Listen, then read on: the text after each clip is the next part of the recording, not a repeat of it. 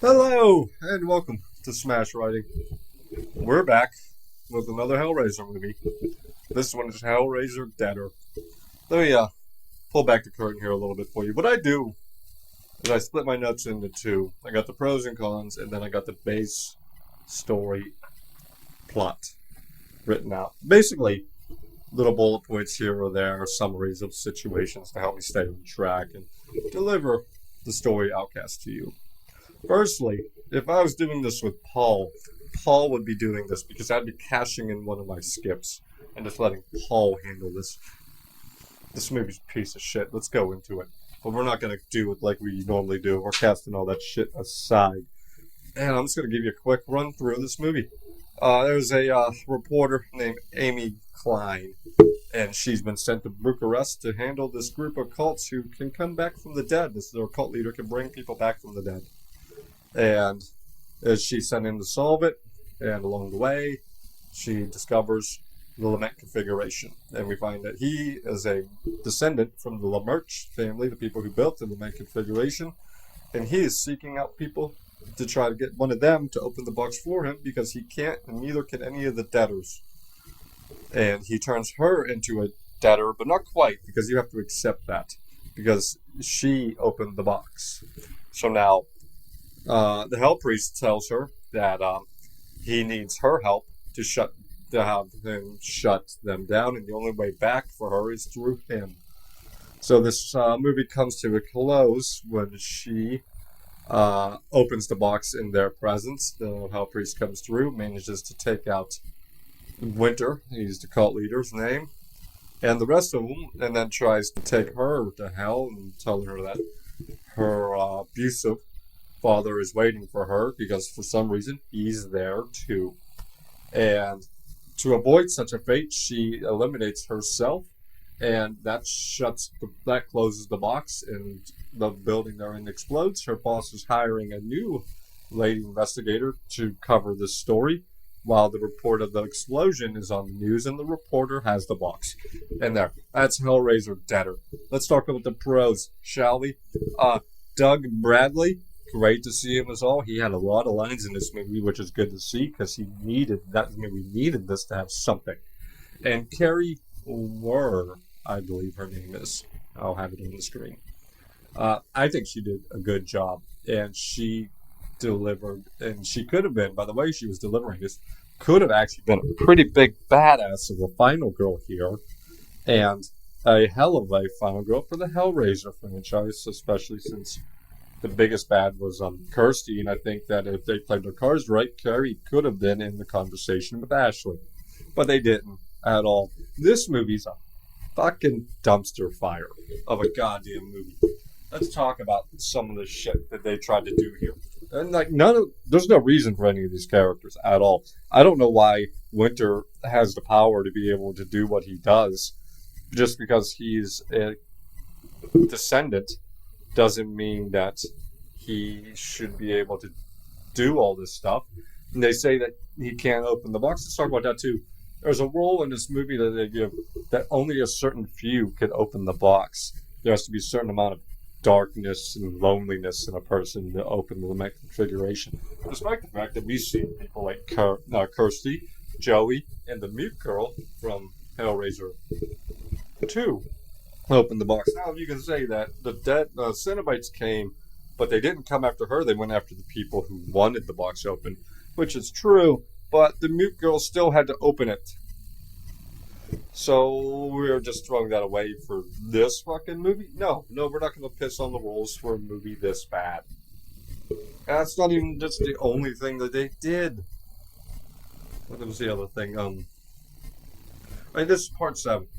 The people who are in this movie, people who are coming to watch this movie are your big fans, and those are your target audience. They know the rules and they know the lore. And sure, Inferno and Hellseeker played with the lore. They played with it a lot, but they were playing with the lore, not throwing bits out.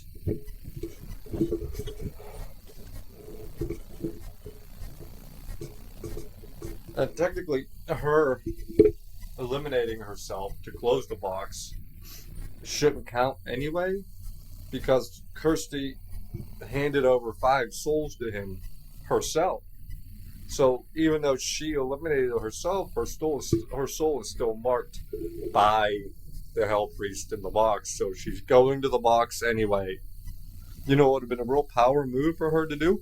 Close the box herself, because we know you can close the box. Kirsty closed the box, and it trapped him from being able to come after her until the Mute Girl and later Kirsty herself opened the box in later movies. So the power move for her to do would be to close the box.